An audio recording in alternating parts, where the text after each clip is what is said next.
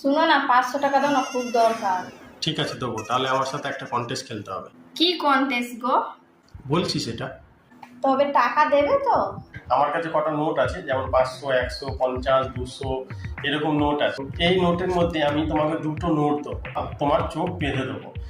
চোখ বাঁধার পরে আমি দুটো নোট দেবো, সেই দুটো নোটের মধ্যে তোমাকে ছুঁয়ে বলতে হবে যে কোনটা কত টাকার নোট। যদি বলতে পারো তাহলে টাকাটা তোমার, আর যদি না বলতে পারো তাহলে গেলে তুমি হেরে।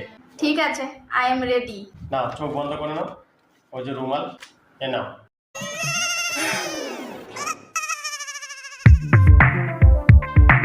এটা কত আছে? মনে হচ্ছে 500 টাকা। জিততে তো হবেই, না জিতলে হবে না।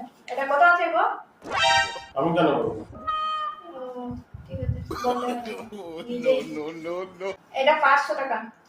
আরেকবার ভেবে বলো। এটা 500 টাকা। তারপর তারপরে দেখছি। এটা জিতলে, হারলে তো হবে না, জিততে হবে। এটা 200 টাকা। Second chance. না না, 200 টাকাই আছে, যাও। ব্যাস, হেরে গেছে। হেরে গেলাম। এবার নিজের চোখ খুলে দেখে নাও।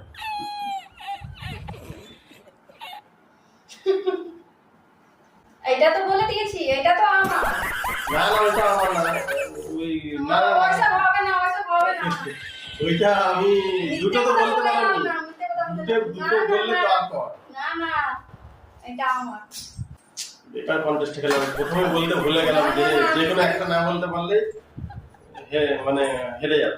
না না, এটা আমি জিতে নিয়েছি, এটা আমার হয়ে গেছে, যাও। গেল, বেকার হয়ে গেল সব। 500 টাকা সকাল সকাল চলে গেল।